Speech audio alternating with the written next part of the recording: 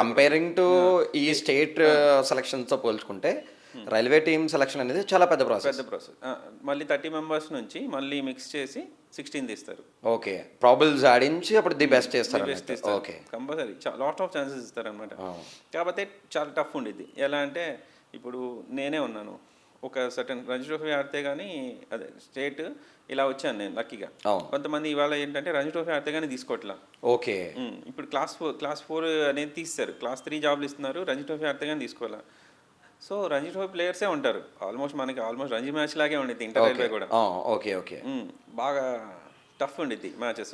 రైల్వేకి represent చేసినప్పుడు వాళ్ళ timings ఎలా ఉంటాయి అంటే వాళ్ళ మ్యాచ్లో ఆడినా వాళ్ళకి డ్యూటీ టైమింగ్స్ అయిపోతున్నట్టు ఆన్ డ్యూటీ ఇస్తారు. ఓకే, ఆన్ డ్యూటీ ఇస్తారు, మనం ఆడటానికి తీసుకుంటారనమాట sports quota. Okay, main thing ఇప్పుడు ఒక వర్క్ అలాట్ చేశారు మీకు, అంటే కూర్చోబెట్టి అయితే పైసలు ఇవ్వరు.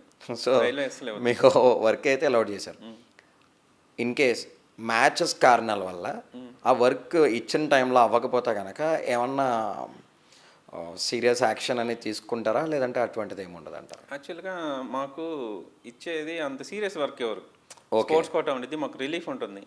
ఈవినింగ్ ప్రాక్టీస్ చేసుకోవడానికి మాకు కొంచెం టైం ఇస్తారు. ఓకే, కొన్ని డిపార్ట్మెంట్స్ కమర్షియల్ ఇలా కొన్ని డిపార్ట్మెంట్స్ కొంచెం టఫ్ ఉంటాయి, కానీ కొన్ని నార్మల్ డిపార్ట్మెంట్స్ అంటే ఓకే రిలీవ్ చేస్తారు. రిలీవ్ చేస్తే మేము ఇంకా ఆఫ్టర్నూన్ ఏదైతే 2కి ఇస్తారో ఇంకా రెడీ 4 కల్లా మేము డైలీ ప్రాక్టీస్ అవుద్ది మాకు. ఓకే, డైలీ ఆర్ఆర్సీలో డైలీ ప్రాక్టీస్ అయింది, హెడ్ క్వార్టర్స్ అనమాట ఆర్ఆర్సీ.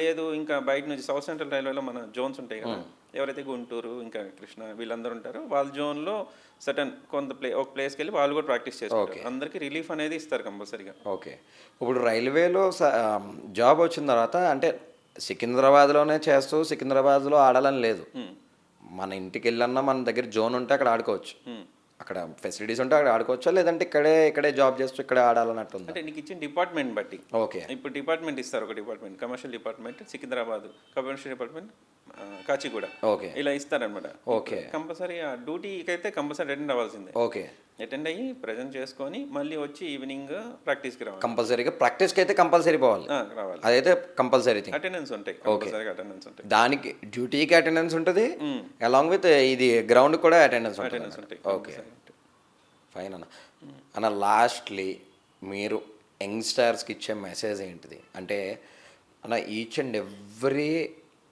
ప్లేయర్కి అంటే క్రికెట్ బ్యాట్ పట్టుకునే ప్రతి పిల్లగాడికి కూడా నేను విరాట్ కోహ్లీ అవ్వాలి, లేదా నేను ఎంఎస్ ధోని అవ్వాలి, ఒక ఇండియాకి రిప్రజెంట్ చేయాలి అన్న కాన్సెప్ట్ ఉంటుంది. అంత లాంగ్గా మీరు చూసారు, మీరు చెప్పిన స్ట్రగుల్స్ కానీ మీరు చెప్పిన హార్డిల్స్ కానీ హ్యాపీ మూమెంట్స్తో పాటు స్ట్రగుల్స్ ఎక్కువ ఉంటాయి ప్రతి స్టోరీలో కూడా. అంటే ఇవన్నిటిని ఫేస్ చేసి ఆ స్టేజ్కి మనం వెళ్ళాలంటే యంగ్స్టర్స్కి ఇచ్చే మెసేజ్ ఏంటిది? బాగా కష్టపడండి.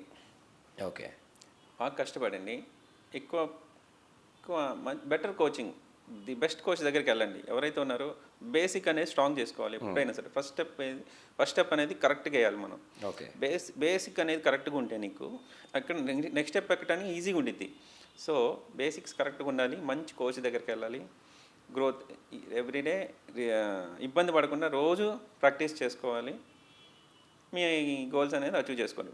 ఏం బిగ్ ఓకే గోల్ అనేది పెద్దది ఉండాలి. నేను ఇండియాకి ఆడతాను అని పెట్టుకుంటే మనం నెక్స్ట్ లెవెల్ దాని ముందుదన్నా ఆడతాం, అంతేగాని నేను స్టేట్ ఆడతాను పెట్టుకుంటే అది ముందు లెవెల్ ఆడతాం. So aim big.